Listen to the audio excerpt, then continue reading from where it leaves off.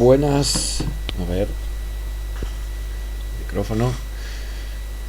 Buenas, buenas tardes. 20 de febrero de 2024. Pensaba que estábamos en fechas más tempranas, pero no pasa nada. Estoy aquí en un cuadro de Boilly, en un trompe-l'œil, o sea, D o le, bueno, da igual. Trompe-l'œil, este pintor Louis Leopold Boilly, que fue uno de los... Bueno, primero él acuñó el término de trompe-l'œil, ¿verdad? Trampantojo, digamos, es la traducción habitual en castellano, ¿no? Los trampantojos, Hay piezas, no son habituales en el Prado, creo que no hay, están más en el norte de Europa, copias de los cuadros de Boilly. Es un poco el que inaugura, al menos como tal, aunque ya hay cosas parecidas en pintores anteriores, pero no es el primero que inaugura este tipo de trampantojo, ¿no? Pone objetos fingiendo una mesa, en este caso una especie de aparador con cosas colgadas. Bueno, pintor de Boilly del finales del 18, principios del 19, ¿no? Vivió la Revolución Francesa y las revoluciones posteriores burguesas, ¿no? Las primeras en Francia. Y bueno, no sé, se me ha ocurrido esto y he puesto este ala. Tampoco tiene mucho que ver con los temas de hoy. Bueno, tengo oculto aquí, a ver, es que vale, así no me estoy preocupando de quién entra y quién sale, entonces no veo cuántos estáis, pero entiendo que alguien estará, y si no, alguien me estará escuchando en diferido. A ver, el índice de cosas de hoy. Bueno, lo primero, de nuevo saludaros. También hubo gente nueva en el chat ayer. Si vuelven hoy, un saludo. Entró alguien, creo que se llama Mauri, que es un streamer también, por lo visto, y hubo una confusión. Yo en el momento, la verdad, lo ignoré los emojis, pero luego justo antes de cerrarlo todo, antes de salir corriendo a hacer la compra y recados varios, de repente vi los emojis y digo, ¿esto qué es? Pero luego me han explicado, o sea, porque es que parecían pequeños retratitos de Abascal y digo, bueno. Pero no, parece ser que son emojis que vienen by default, ¿no? Vienen por defecto en el chat y no tienen nada que ver con política, ¿no? Por lo visto. O sea, a ver, si yo le doy aquí a los emojis, se llama LUL, pero bueno, también sale... No sé, son un poco raros, ¿no? Los stickers que aparecen aquí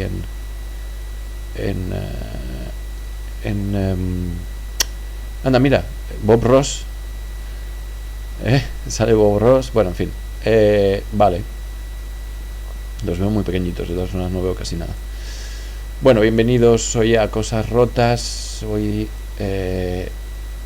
vamos a empezar, bueno, rápidamente, y esto la verdad es que facilita la tarea el hecho de que el debate público, las ideas, en fin, cada vez son, por un lado son cada vez más precarias, más banales y a la vez más difíciles, ¿no? de desarrollar, es más difícil de argumentar. Bueno, por esto que decía el antiguo proverbio chino, ¿no?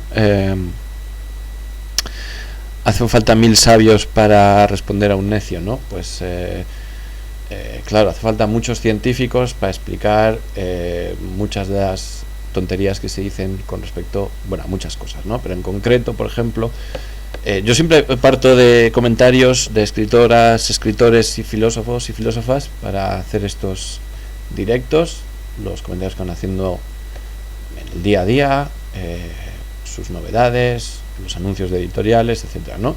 Entonces hoy Marta Tafalla compartía unos tweets con respecto a un un evento más climático aterrador.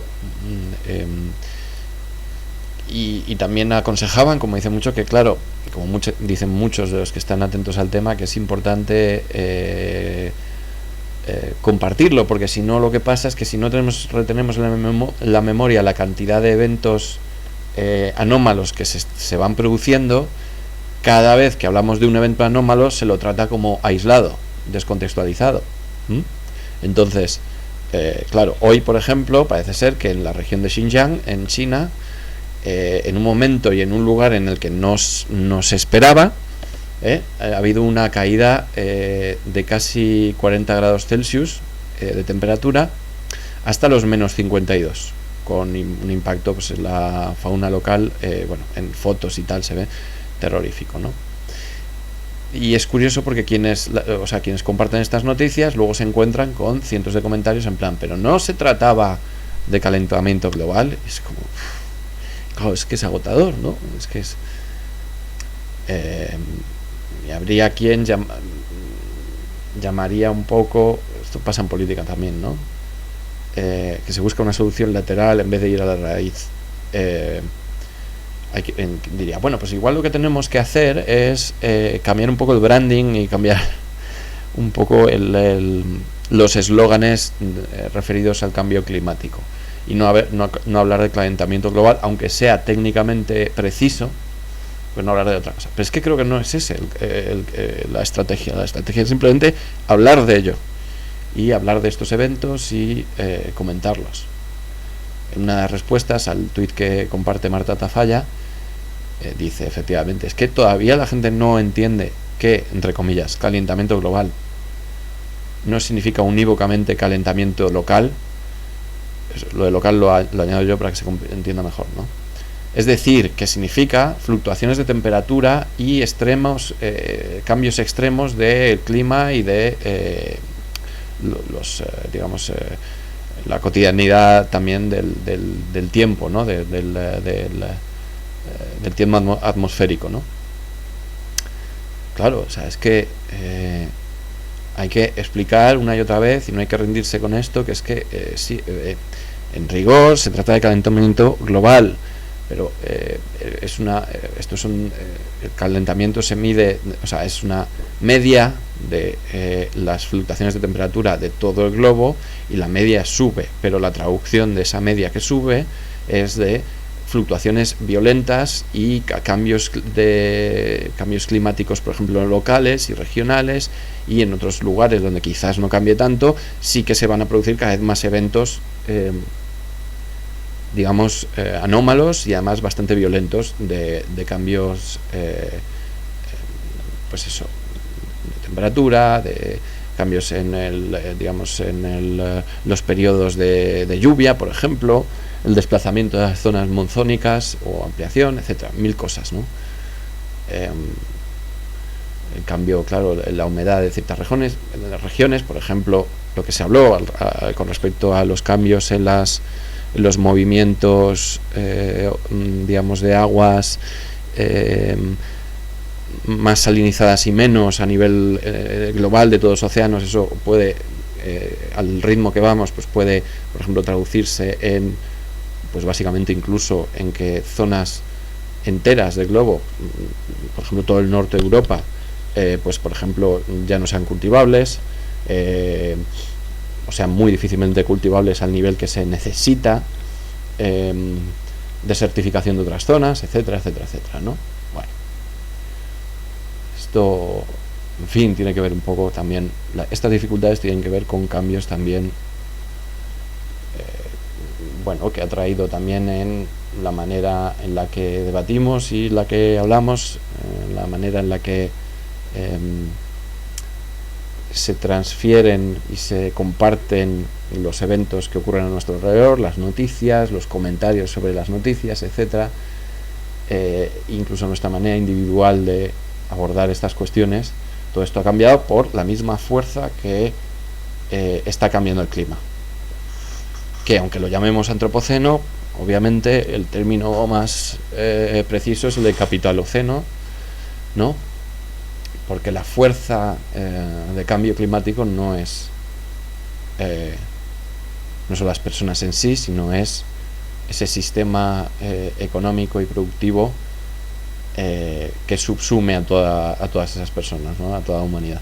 Eso es el que tiene una capacidad de cambio climático.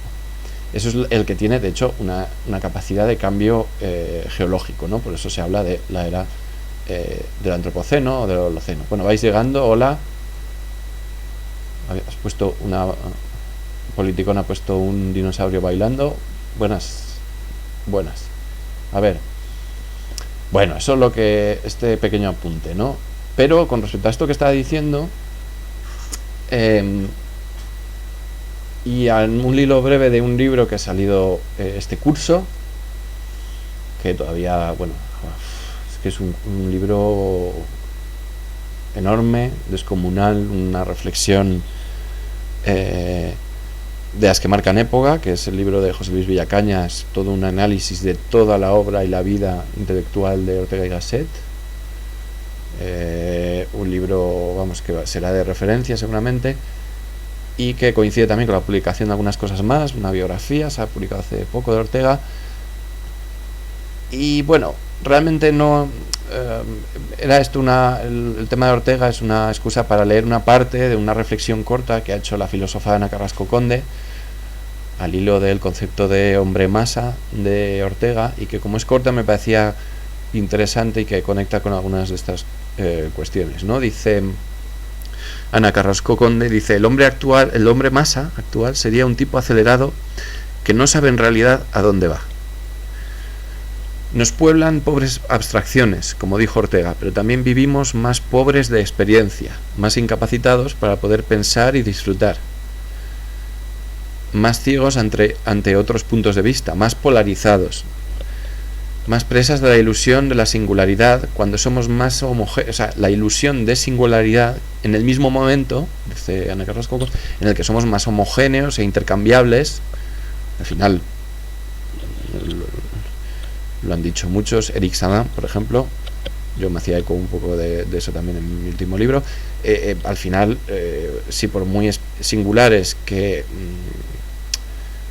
digamos que nos creamos ser, al final somos más homogéneos que nunca, porque al final somos simplemente un punto de referencia de bioinformación, un punto de una IP, somos una IP en transición, en movimiento a través de nuestros dispositivos móviles, ¿no? Que es la homogeneidad máxima, ¿no? Al final simplemente un nodo en desplazamiento continuo. Y dice, continúo con el texto de Ana Carrasco Conde, dice: cuando somos más homogéneos e intercambiables en una especie de indiferencia basada en lo cuantitativo, es decir, más acelerados. Parafraseando a Ortega, el hombre masa actual sería un tipo acelerado que no sabe en realidad a dónde va, incapaz de focalizarse en una tarea porque siempre tiene más que hacer, presionado por otros que, como él, van acelerados. Es un tipo competitivo e individualista, que ha olvidado lo común y que, egocéntrico, busca al otro para ser reconocido por lo que parece y no por lo que hace. A él se debe la preocupante situación de un frenesí perpetuo y de la necesidad de introducir novedades. Recordemos las reflexiones sobre lo nuevo de Boris Groys. Esto es importante. La necesidad de introducir novedades, que nos pasen muchas cosas, o al menos que lo parezca, porque en realidad cada vez disfruta, el hombre masa moderno o actual, disfruta menos de las experiencias. Y continúa en el segundo y último párrafo de esta pequeña reflexión Ana Carrasco Conde: pero hoy en realidad cada ser humano vive en su mundo y lo que creemos que es más grande es en realidad más pequeño. Con las redes sociales, las cámaras de eco, esto es importante para el debate público, ¿no? Los filtros burbuja y las cámaras de eco, el hecho de que lo que decimos al final en las redes sociales está muy circunscrito a una serie a un número cerrado de personas o de dispositivos muchas veces, porque a veces no nos escuchan, como pasa aquí en Twitch, que un par de los espectadores no son personas humanas, son se cae el micrófono, son entidades digitales de diferente tipo, y claro, y los filtros burbuja, ¿no? En fin, Entonces pensamos que tenemos acceso a todo lo que sucede, pero en realidad refuerzan nuestros propios prejuicios y nos hacen el mundo más pequeño. Cuando las redes se emplean no como lugar de encuentro forzado, no como lugar de encuentro humano entre personas, sino como lugar de exposición social de aquellos que solo buscan reforzar su posición y no estar solos consigo mismos, encontramos un uso que refuerza al hombre masa y perjudica al tejido social, al atomizarlo. En ellas, cada uno se eleva a sí mismo como fuente de autoridad, tomando su fuerza del reconocimiento a través de los que piensan como él y el enfrentamiento y ridiculización del diferente. Así, el hombre masa se enquista y construye su mundo en torno a sus opiniones, que aparecen como verdades que hay que respetar. Sí, que hay que respetar, ¿no? Como esto de que viene del mundo anglosajón de mi verdad, ¿no? Esta es mi verdad, esta es mi opinión, esa es tu opinión, ¿no? Ese tipo de cuestiones.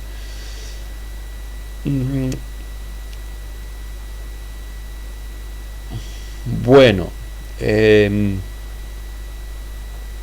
vaya, aquí me he desplazado en el índice una cosa, a ver si decís algo, saludáis. Bueno, vale. Bienvenidos y bienvenidas los que habéis llegado ahora. Bien. Bueno, igual esto ha sido un poco denso de primeras. Sí, yo creo que sí. Vamos a hacer, antes de hacer una pequeña reseña de Kant, que igual es muy denso para esto, antes voy a poneros un pequeño vídeo que le he tomado prestado. Como el otro día, a ver, el otro día estuve hablando de la exposición, no, al hilo de la exposición de Tapies que hay en Madrid. Estuve hablando de un poco, estuve intentando contextualizar o enseñando cuadros y tal de, digámoslo, contextualizar un poco el informalismo europeo, ¿no? Y diferentes corrientes, ¿no?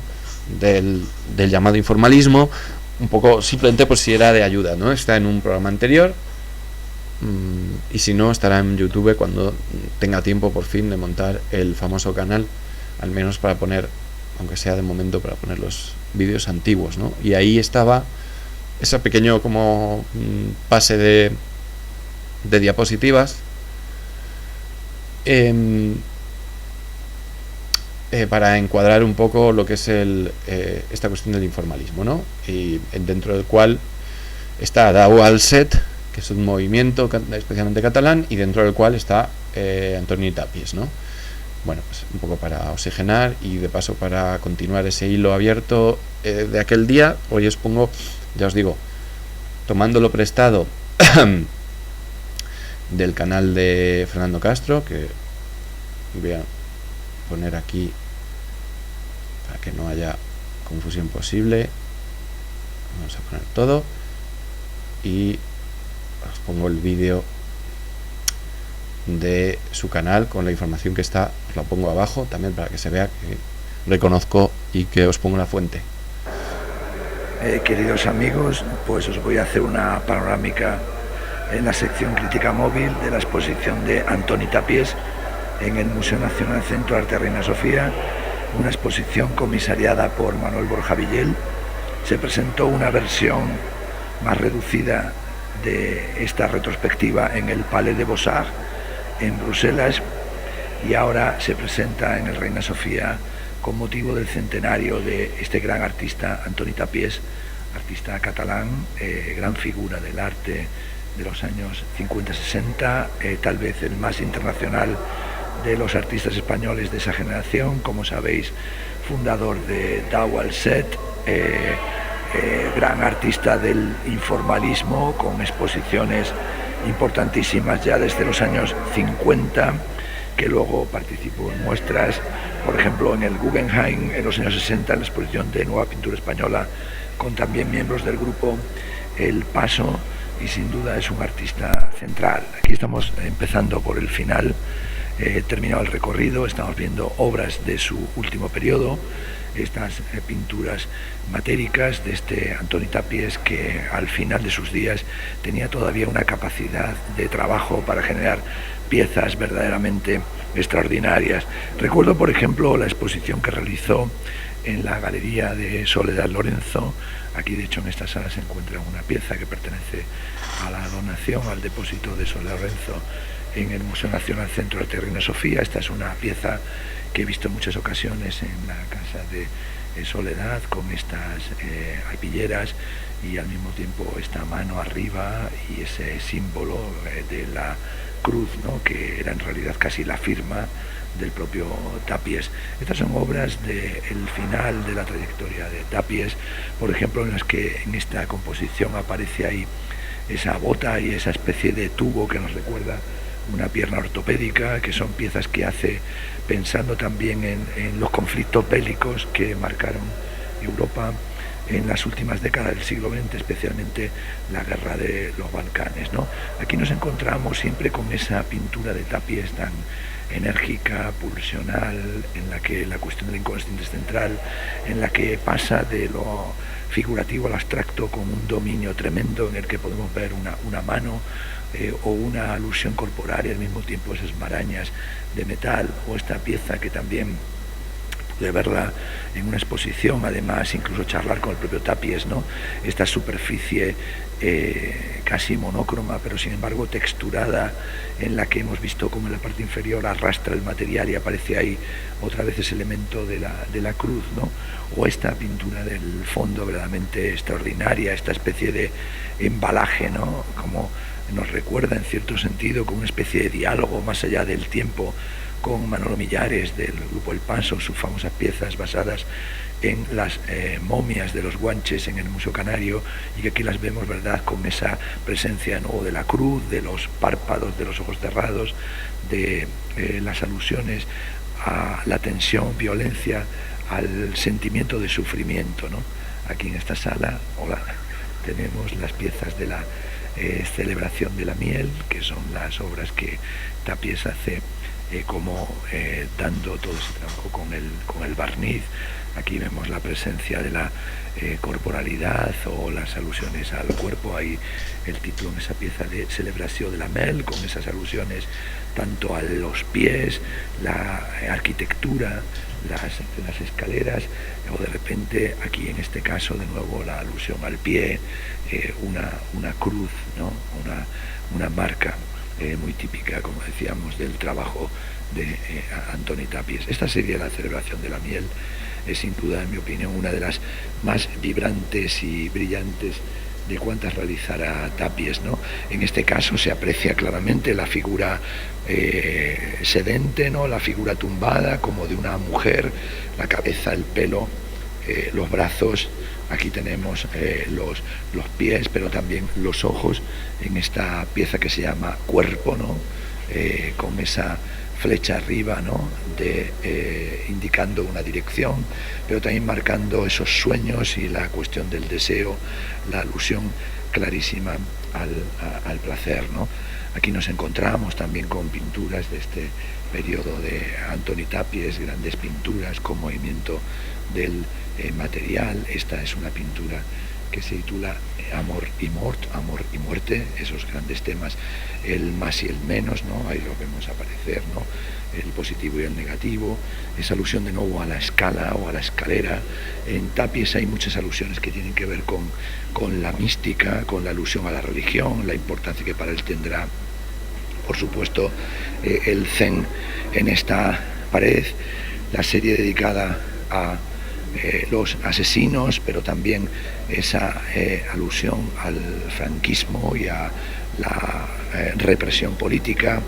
Bueno, aquí cuadrazos, ¿no?, verdaderamente imponentes de Antoni Tàpies, objetos, ¿no?, como estos platos que aluden al encierro con los capuchinos durante el tiempo del tardofranquismo, o esta pieza verdaderamente espectacular con este fragmento de camisa roja dentro de esa caja, una pieza del año 1972, o enfrente esa obra que es del Museo de Navarra, que se llama El espíritu catalán, en la que vemos ahí evidentemente la alusión a la bandera catalana, con un montón de frases y sobre todo la frase que encontramos abajo, que se puede leer, ¿no?, como una incisión en la que se puede leer claramente Visca Catalunya, ¿no?, viva Cataluña.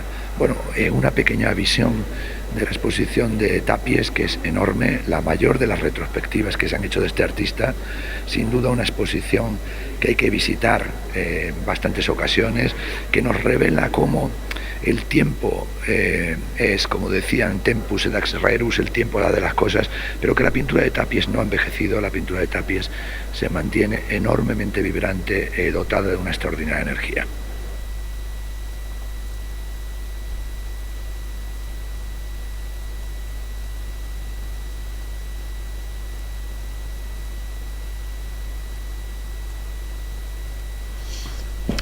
Pues no ha envejecido.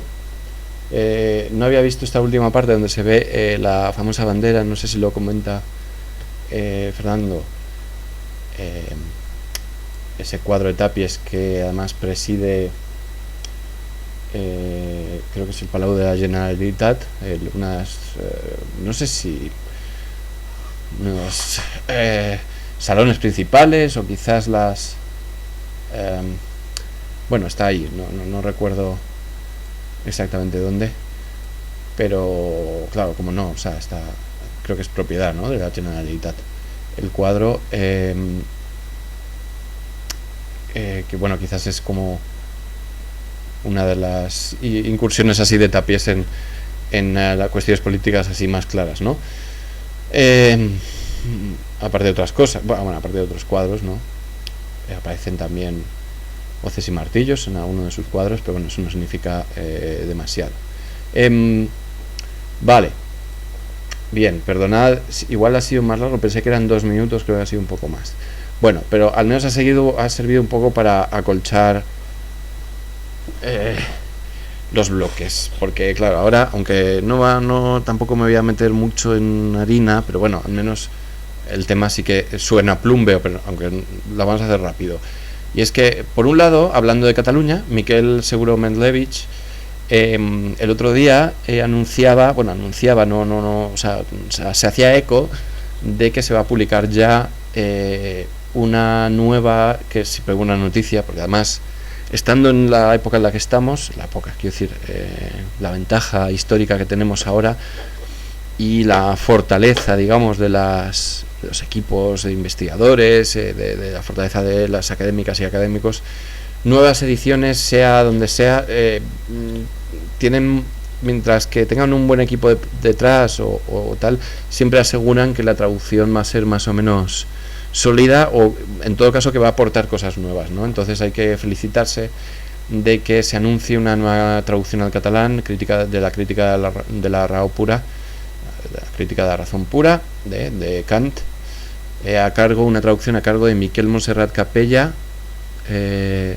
y con una revisión de, obviamente, el gran experto en estas cosas, Salvi Turró, ¿no? Y a la vez que se anuncia esto, también se anuncia, Ariel anunciaba la publicación de una magna, tampoco muy grande, no muy voluminosa, pero bueno, sí, contundente biografía intelectual de Kant, obra del filósofo muy consagrado, muy referente, que es Norbert Wilhelm. Ahí lo tenéis, el torbellino Kant, vida, ideas y entorno del mayor filósofo de la razón, que, bueno, ya veis, en Ariel saldrá en pocos meses, que es una introducción, dice la contraportada, en clave divulgativa, la vida y obra del mayor filósofo de la razón que abrió la puerta de la modernidad. Bueno, a ver, es que también me divierte, o sea, yo sé que igual no leer estas cosas. Bueno, dice, que a veces me divierte, digo, porque también es, claro, la contraportada se presta a la grandilocuencia y también a los tópicos, pero bueno, siguen siendo interesantes y didácticos, ¿no? El mayor filósofo de la razón, bueno, así como lema está bien, que abrió la puerta de la modernidad, bueno, y dice el segundo párrafo, se ha comparado la importancia del autor de la crítica de la razón pura con la de los clásicos griegos y figuras como Descartes y Newton, Descartes. A excepción de Aristóteles y Nietzsche, es probable que no se haya hablado y escrito tanto acerca de ningún filósofo como de Kant. En ese sentido, si hay que volver a su obra, es para dedicarle una relectura calma y paciente, con el fin de recordar aquello que hoy peligra, la libertad, la moral, el ser humano, y encontrar las claves para sostenerlo. La libertad, la moral, el ser humano, ¿verdad? Como respuestas, ¿no?, a algunas de las grandes preguntas de Kant, y encontrar las claves para sostenerle. El torbellino Kant enmarca la vida y obra de este filósofo mayor de la Ilustración en el contexto social y político en el que se desarrollaron su discreta personalidad, y su pluma prolífica. Desde las carencias familiares y el arduo camino hacia el reconocimiento académico, pasando por su conflicto con la religión y sus pares, sin obviar su exposición y afinidad a los ideales de la Revolución Francesa. Norbert Wittgenstein alterna la crónica biográfica con la traducción de ideas y conceptos kantianos en términos asequibles y demuestra la extrema actualidad del pensador alemán. Su famoso mensaje, Atrévete a pensar, sigue atravesando como un torbellino el cielo de las ideas para tocar tierra y cambiar nuestro modo de ver el mundo y el alma humana. Sapere aude, ¿no? 288 páginas. Aquí pone, lo anuncia para marzo de 2024. Perdón. Bueno, parece una especie de síntesis biográfico intelectual, ¿no?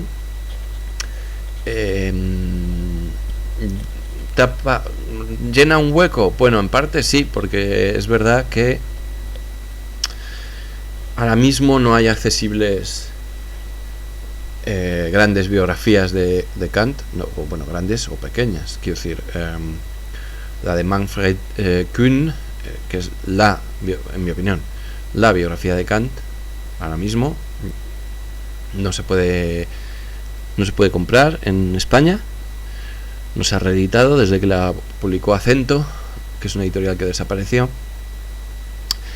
tristemente, porque la verdad es que publicó biografías muy importantes, esta de Kant, la de Erasmo, la de otras un poco, en fin, pero bueno, la de Erasmo, la de Kant de Kuhn y la de la gran biografía de Hegel de Terry Pinkard, ¿no? Creo que la tengo aquí detrás, no sé si se ve.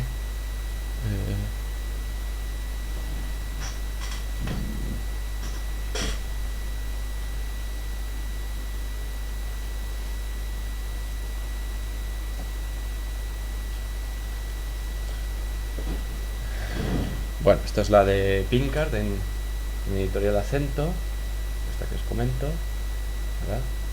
A ver,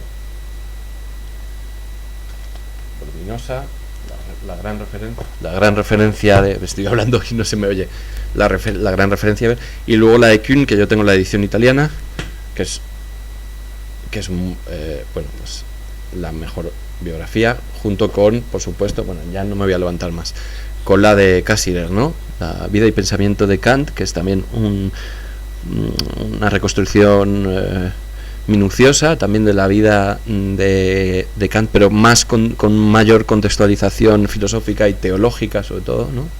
Lo recuerdo así, pero ninguna de estas está accesible. Quizás la de Cassirer un poco más, en segunda mano se podrá encontrar, aunque es verdad que es ilegible en la edición de bolsillo, porque lo han, para reducirla a 300 páginas la pusieron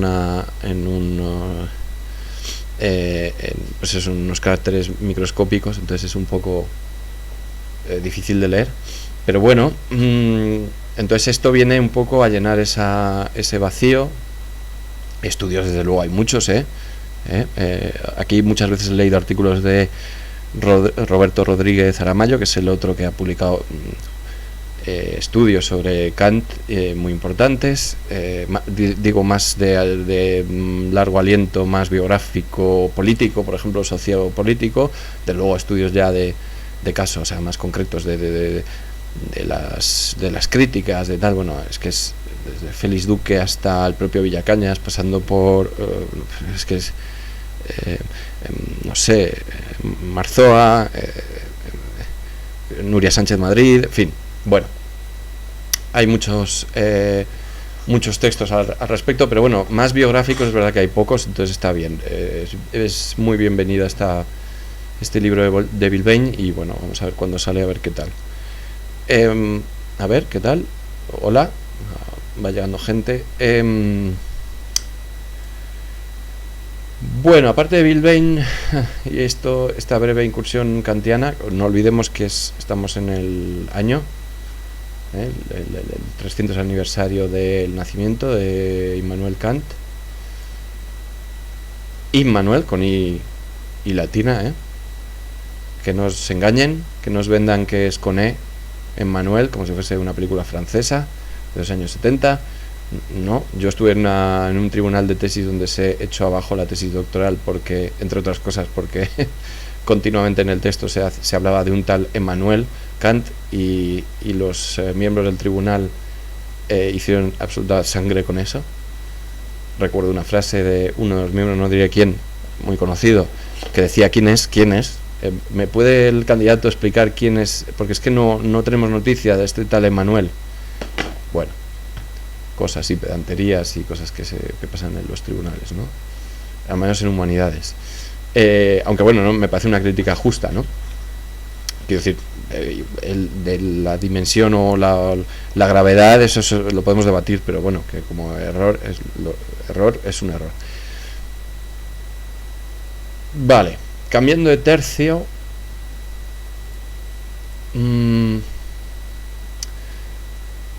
Decía... Espera, voy a borrar un poco.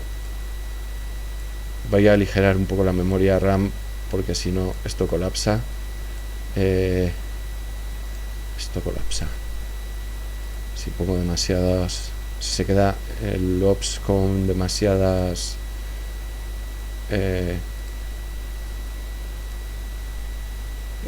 con demasiadas cosas cargadas, pues luego corre el riesgo de desaparecer. De hecho, no sé si estoy conectado. Sí, vale. Bueno, decía en Twitter hace poco, no, en Twitter, bueno, no sé, o en Instagram era,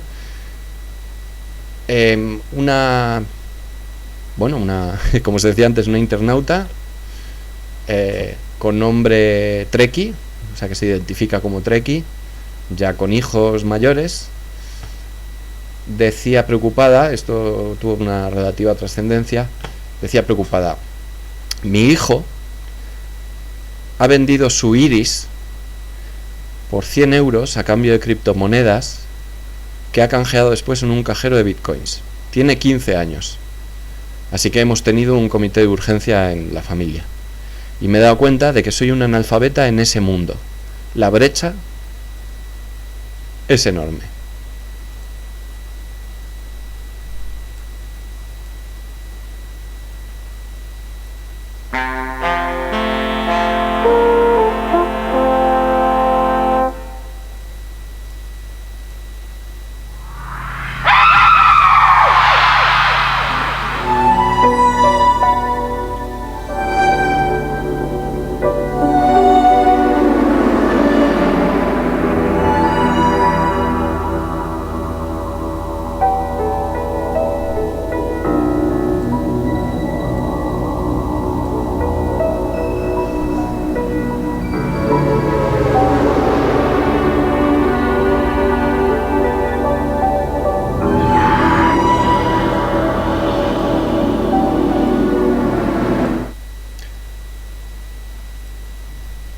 Bueno, a ver, ¿qué es lo que pasa?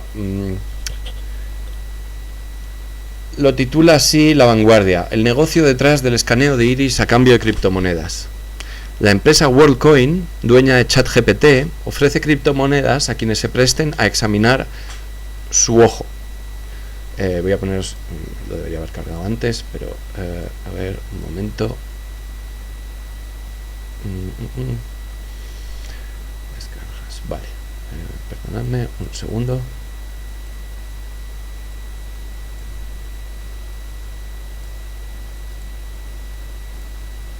A ver, había un pequeño... Por un momento pensé que os había perdido. Bueno, vamos a ilustrarlo aquí con esta cosa de terror. Por eso os he puesto rápidamente se me ha ocurrido, pues voy a poner por la parte de preocupación un poco de ironía, pero no tanta, la intro de la serie mítica Chucky, basada en el libro de John Wyndham, uno de los mejores libros del siglo, en mi opinión, de las mejores novelas, no solo de ciencia ficción, del siglo XX. Bueno, entonces, seguimos aquí en el territorio de entre el terror y la ciencia ficción y tal. La Vanguardia cuenta lo siguiente, basándose, creo que es una, bueno, es teletipo o sea, la noticia viene también de Clarín, de Argentina, ¿no? En los últimos días de 2023, cientos de vecinos hicieron horas de fila bajo el sol en la puerta del boliche de Villa Sarmiento en Pinar de Rocha, en Buenos Aires. Entre otros lugares, donde también se hizo cola, y lo hacían por un motivo muy particular. A cambio de permitir el escaneo del iris de los ojos, recibían una remuneración en criptomonedas que se podían canjear por dinero en efectivo.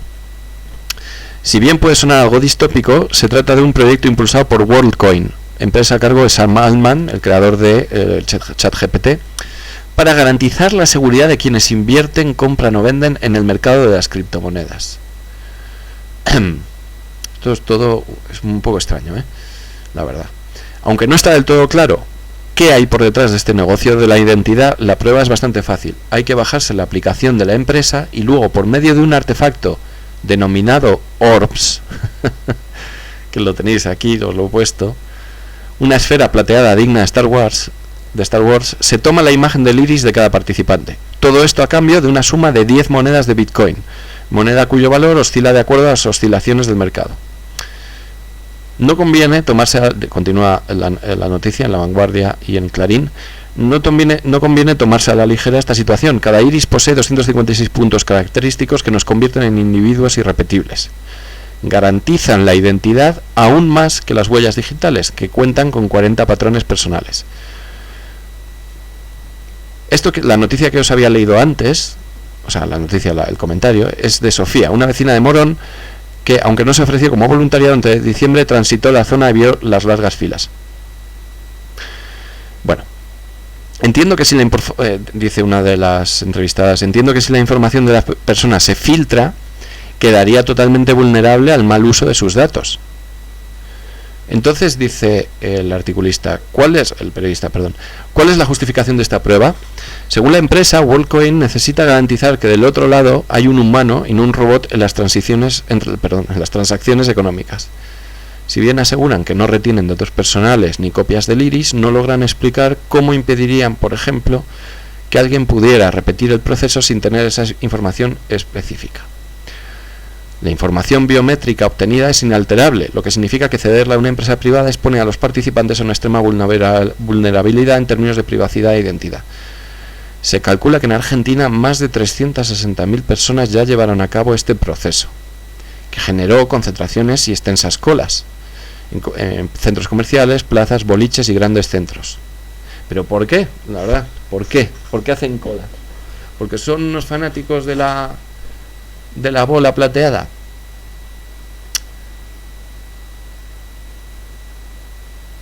Bueno, pues precisamente es porque la conversión de las criptomonedas a pesos argentinos es equivalente a aproximadamente a 32.500 dólares.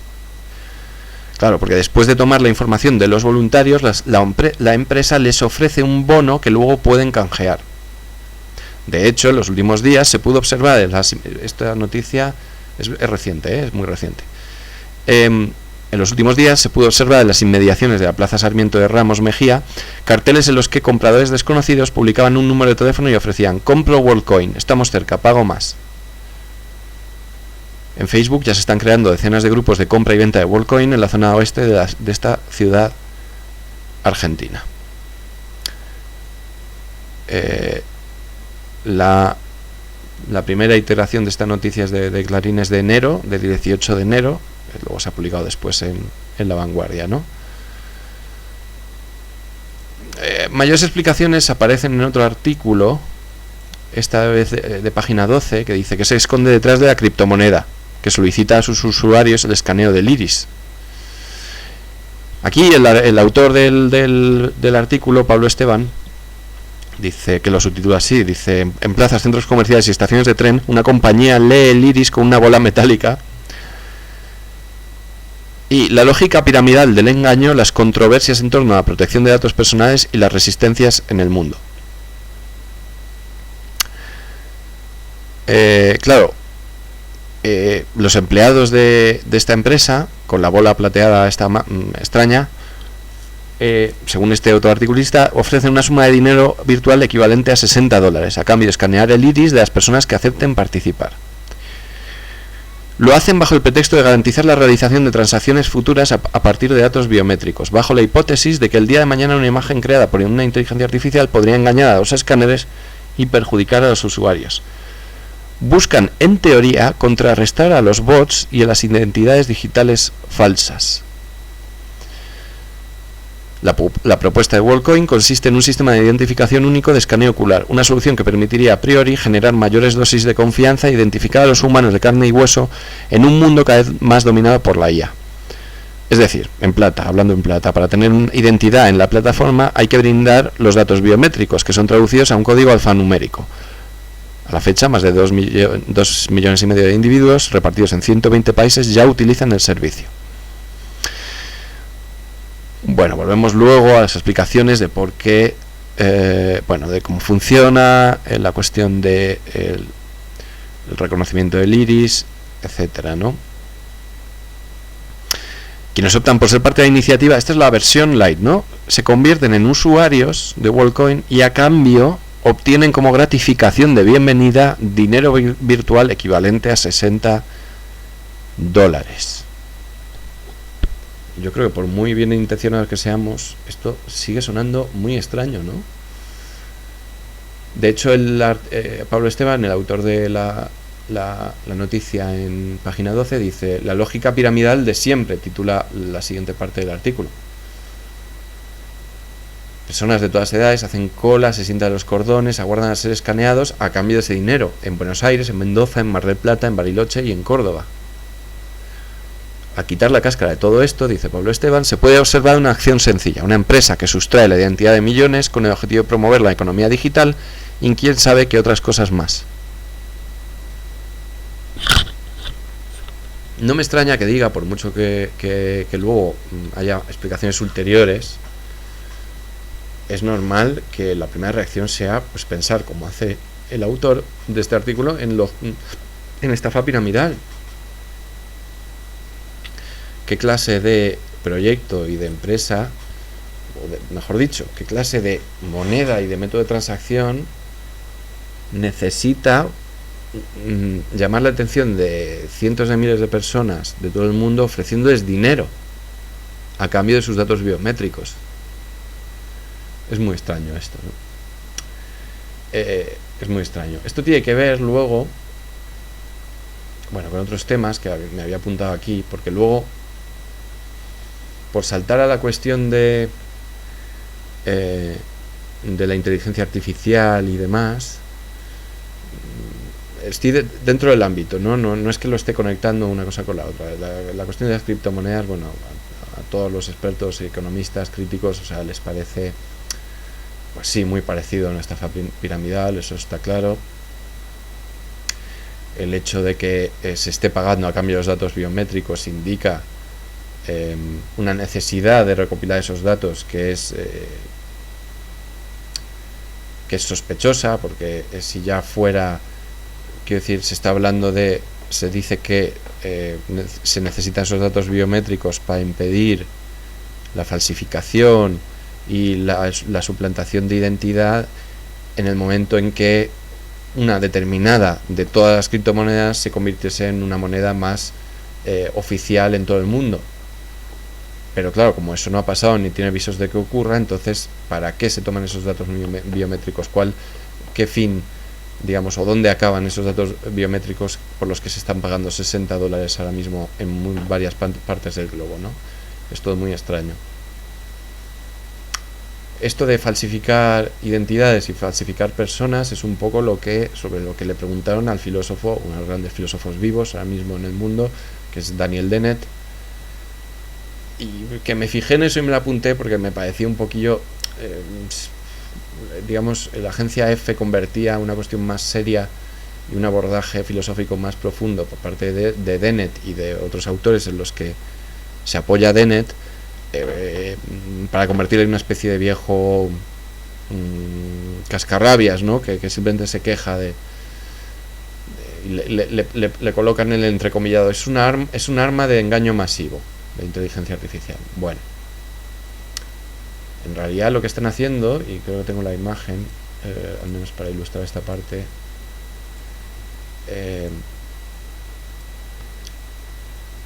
no ha escrito un libro sobre esto. De hecho, Dennett lo que acaba de publicar es una especie de autobiografía intelectual que todavía no se ha traducido al castellano, ni, de nuevo, no parece que vaya a pasar. Ojalá traducirlo yo, por cierto, me encantaría, pero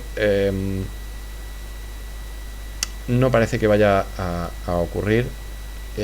Y lo que sí que ha hecho Daniel Dennett es publicar un artículo, pero que va por otro lado, es decir, no se queja en sí del progreso tecnológico, ni mucho menos. A ver, el 19 de febrero, un momento, aquí lo tengo. Bueno, vale, al menos para ilustrarlo, esta es la imagen de su I've Been Thinking, su último libro. Este es Daniel, que viene con su retrato, así que me viene pintiparado para ilustrarlo. Entonces, Dennett lo que publicó es un artículo en el que intentaba enfocar la cuestión más desde el punto de vista de la prevención jurídica. No era un artículo en el que, bueno, básicamente dice que la inteligencia artificial y los últimos desarrollos tecnológicos son el apocalipsis, ¿no? A ver si puedo cargar el artículo un momento y os lo resumo, aunque sea por encima. Counterfeiting People es la temática, no sé si el título, maldita sea si lo puedo ver, si me deja. Un momento. Claro, me sale lo que he leído antes. Cachis en la mar. A ver.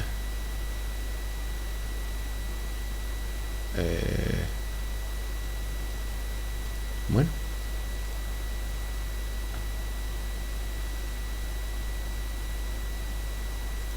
Vamos a ver si lo tengo en memoria un momentín. Counterfeiting People.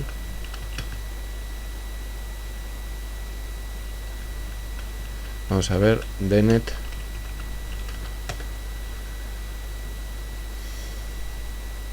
Tiene una entrevista del cual se están entresacando frases y tal, pero esto sale de un artículo del 16 de mayo, aquí lo tengo por fin, en el The Atlantic.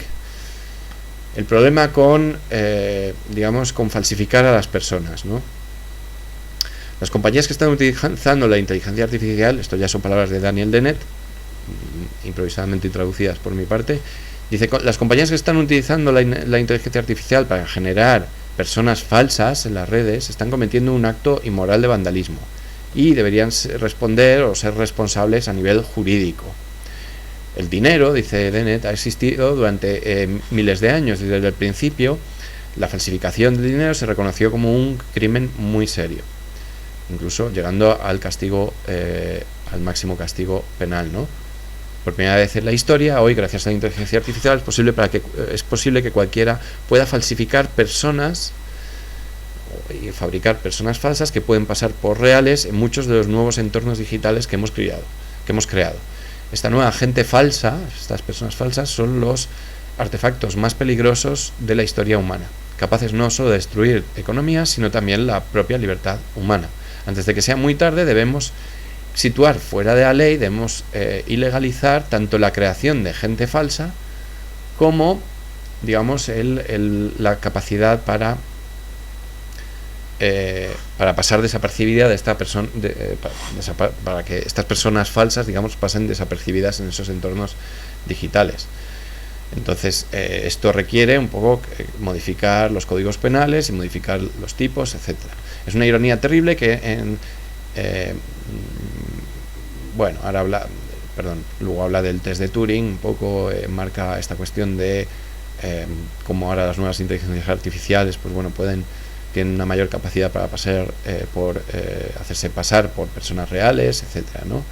Tiene que ver esto con posición intencional, que es un concepto filosófico suyo, de Dennett, que ya desarrolló en los años 70, y que en última instancia y de manera muy simple, al menos en uno de sus aspectos, tiene que ver con eso, con la capacidad o la tendencia innata que tenemos los seres humanos de proyectar en entes o entidades externas a nosotros nuestra propia capacidad intencional, nuestra propia capacidad de referirnos y actuar como si, digamos, con vistas a otros objetos, otras metas, otras, digamos, acciones ulteriores a la acción principal. Bueno, es decir, una capacidad innata, en última instancia, de, digamos, proyectar una mente, esto que se llama en primatología teoría de la mente, ¿no? El hecho de que, bueno, pues eso, como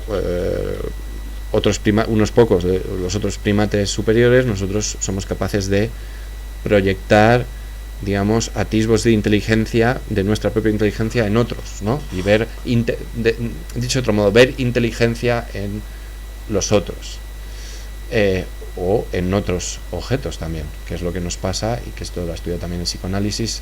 De esto habló mucho y sacó mucho partido Slavoj Žižek en muchos libros, ¿no? El hecho de que, bueno, pues eso, somos capaces de, o mejor dicho, tenemos la tendencia a ver, digamos, a ver a otros sujetos, incluso en objetos. El ejemplo clásico de Žižek es el del Tamagotchi, ¿no? En sus textos de principios de los años, o sea, de la década de los 2000. Claro,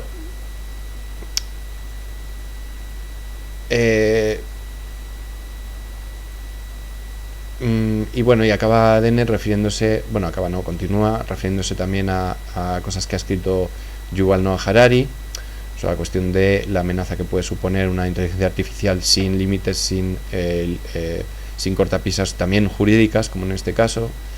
Y bueno, sin leer todo el artículo, que es más largo, digamos, Dennett, más allá de sonar campanas apocalípticas, está intentando buscar soluciones prácticas, ¿no? Ya os digo, desde el punto de vista jurídico, y también del hecho de, bueno, de que la sociedad es un poco se haga un esfuerzo por adaptarnos a esta nueva realidad e intentar responder a las posibles amenazas, en vez de una manera acrítica, pues intentar, o sea, simplemente caer en lo que él no lo cita, pero digo yo, lo que Yevgeny Morozov llamaba, ¿no?, el solucionismo tecnológico, ¿no? Si queréis, el tecnooptimismo, que nos lleva un poco a que cualquier avance de cualquier tipo en ámbitos desde la programación hasta la robótica avanzada, pues que son buenos por sí mismos, ¿no? Y que todas las soluciones, al final, tanto políticas como jurídicas, como psicológicas o psicoterapéuticas, etcétera, todo tiene que pasar por las nuevas tecnologías, o educativas, por ejemplo, todo tiene que pasar por estos nuevos desarrollos tecnológicos, y cada nuevo desarrollo tecnológico no se ve como un nuevo debate, sino que se ve simplemente como una cuestión de cuál es, a qué campo se puede aplicar, y a la vez con el imperativo de que se tiene que aplicar en algún campo. Es una cuestión como indiscutible, ¿no? Pues un poco contra eso es contra lo que está reflexionando Dennett, que ya es, bueno, pues creo que tiene ya cerca de 80 años, entonces ya estas cuestiones, bueno, las lleva en el fondo, como pasa con Douglas Hofstadter, llevan mucho tiempo en estos ámbitos de las ciencias cognitivas, de la informática, de los análisis, digamos, filosóficos de los desarrollos informáticos y tal. Y bueno, y entonces acaba hablando de una cuestión, de un software que introducen en los escáneres, que se llama Urion Constellation, entre otros, que digamos que actúa y que se pone en funcionamiento cada vez que se intenta falsificar dinero en una impresora o en un escáner, ¿no? Automáticamente, en muchos de estos nuevos dispositivos, detectan ese intento y entonces lo bloquean. Bueno, pues basándose en eso, Dennett cree que una solución de este tipo, similar, digamos, se podría aplicar también a los intentos de falsificar personas. Por ejemplo, si yo ahora tuviese una captura en vídeo de miles de horas de una persona concreta, en el momento en que yo intentase pasar todas esas horas de vídeo por una inteligencia artificial para poder generar animaciones del rostro de esa persona, softwares de este tipo se activarían en mis programas de edición, en el Blender, por ejemplo, una vez quisiera animarlo o perfeccionarlo, y bloquearían ese intento, o incluso producirían online una denuncia o un aviso de algún tipo, ¿no? Bueno, esto, y según lo estoy diciendo me doy cuenta, esto inmediatamente, si esto saltara al debate público, seguramente encontraría con una férrea oposición. Pero esa es la cuestión que está planteando Dennett, que hay que combatir y discutir y sacar a primer plano ese debate, porque hay que tenerlo. No hay que dejar que cuando esto sea urgente, de repente se vea bloqueado por gente que está debatiendo, aunque diga hacerlo en nombre propio, en el fondo está siendo funcional a los intereses de grandes corporaciones a las que interesan, digamos, que este tipo de cortapisas, que son necesarias en una democracia. A veces hay que implantar también controles de tipo negativo, de libertad negativa. Hay que implementarlas para impedir un poco que estos nuevos desarrollos se salgan fuera de control. Bueno, y esa es un poco la propuesta de Dennett, más allá de los resúmenes que he visto por ahí de la agencia EFE y cosas así, ¿no?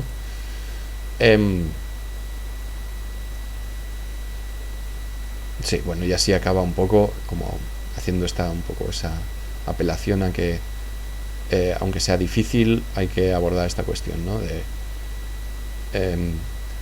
Antes de que se convierta, dice, en una nueva pandemia de otro tipo, ¿no? Un tipo de pandemia cognitivo-conductual.